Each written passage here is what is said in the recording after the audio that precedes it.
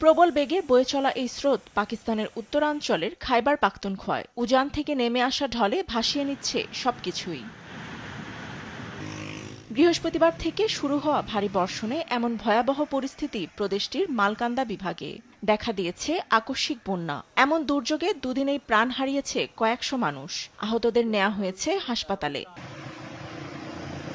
শুক্রবার আকস্মিক বন্যা ও ভূমিধস শুরু হয় খাইবার পাখতুনখোয়া, গিলগিত বালতিস্তান ও আজাদ কাশ্মীরে। পরিস্থিতি উন্নতি না হলে বাড়বে হতাহত। বন্যায় আটকে পড়াদের উদ্ধারে নেমেছে প্রশাসন। দুর্যোগ ব্যবস্থাপনা কর্তৃপক্ষ বলছে, ভূমিধসের কারণে ক্ষতিগ্রস্ত শতাধিক বসতি। অনেক বাড়ি আছে যেগুলো এক মুহূর্তেই চোখের সামনে ভেসে গেছে। বানের তোড়ে বিভিন্ন স্থানে বন্ধ যোগাযোগ ব্যবস্থাও। ক্ষতিগ্রস্ত বেশ কিছু গুরুত্বপূর্ণ মোবাইল টাওয়ার। এমনকি বিদ্যুৎ সংযোগ বিচ্ছিন্ন হয়ে বিপদে বহু মানুষ। এদিকে আজাদ কাশ্মীরে ত্রাণ সরবরাহের সময় হেলিকপ্টার বিধ্বস্ত হয়ে মারা গেছেন 5 আরোহী। সব মিলিয়ে জনজীবনে ভোগান্তি চরমে। এ পরিস্থিতিতে তার প্রশাসনের সঙ্গে জরুরি বৈঠকে বসেন পাকিস্তান প্রধানমন্ত্রী শেহবাজ শরীফ। সার্বিক পরিস্থিতি বিবেচনায় উদ্ধার ও ত্রাণ কার্যক্রম জোরদারের নির্দেশ দিয়েছেন।